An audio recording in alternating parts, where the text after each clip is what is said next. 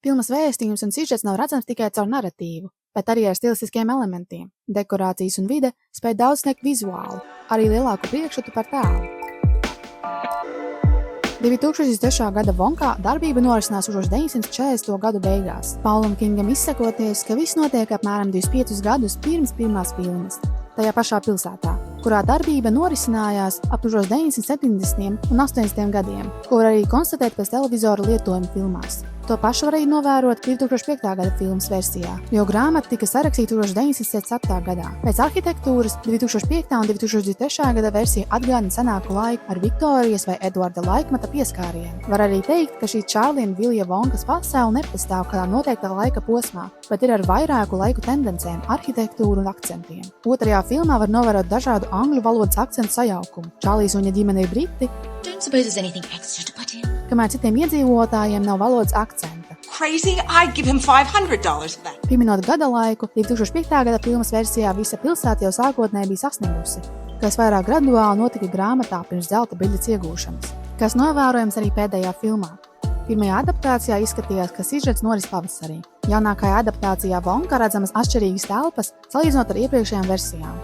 Vonka sniedz ieskatu citā vidē. Skatītāji jau sākumā tiek iepazīstināti ar galeriju Gourmet, kas ir liels laukums, kur atrodas pārējo 3 šokolādes biznesa konkurentu veikali. Pārsvarā filmā redzama šī telpa un arī Skrabites kundzes pansionātam līdzīgā māja, tās istabas un pagrabs, kas ir brūnos un bēžīgos toņos, radot skatītājiem bezcerīgu noskaņu. Salīdzinot šīs abas telpas, uzreiz var pamanīt galerijas Gourmet gaišos toņus. Viss ir spilgtāks, jo arī ir vieta, kur Villijs vēlas ierīkot savu veikalu, esot šīs cerības un optimisma fiziskās formas attēlojums. Viņa atvērtais veikals bija košs, atspoguļojot viņa radošumu un bērnišķīgo atmosfēru, ko vēlējās sniegt citiem. Filmas beigās redzama viņa šokolādes rūpnīcas izveide, tās košums, ko varētu arī interpretēt kā prieku par sasniegumu, radošo plūsmu un gaišo skatu uz nākotni. 2005. gada Čārlijs un šokolādes fabrika filmas skatītājus sākumā iepazīstina ar drūmajiem zilajiem toņiem, kas raksturīgi Tima Bērtona stilam. Pati rūpnīca un tās siluets arī kopumā dod biedējošu noskaņu. Precīzi adaptētā riekstu istaba deva seriāla efektu ar vāveru darbošanos.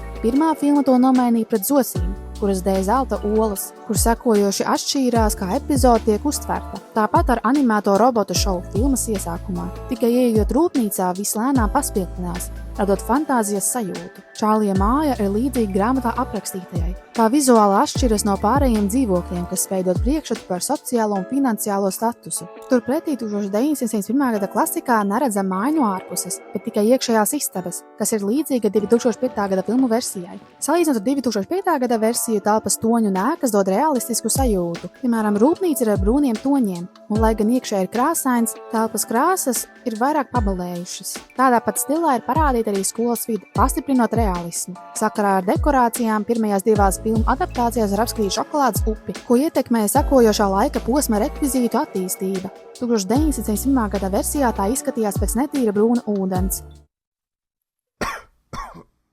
Bet 2005. gada versijā tiešām atspoguļoja šokolādi un tās tekstūru, kas redzams arī jaunākajā ekranizācijā.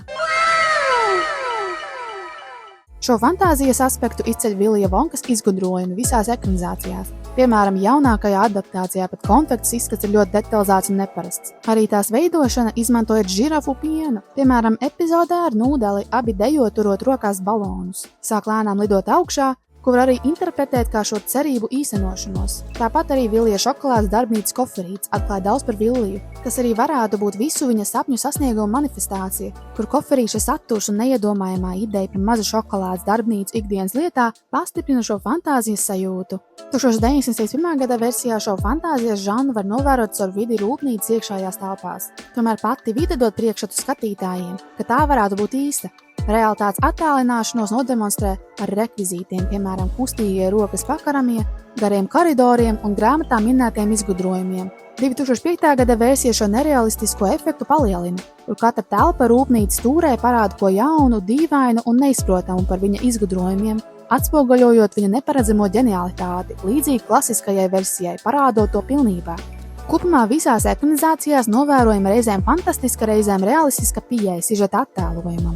Ordinālajā grāmatā reāls dēls apraksta rūpnīcu kā brīnumainu neiedomājumu vietu, pilnu ar dīvainām un fantastiskām konfektēm un izgudrojumiem. Katras filmas interpretācija atspoguļo dažādus stilistiskos un narratīvos uzsvarus. vienlaikus saglabājot grāmatas burvību.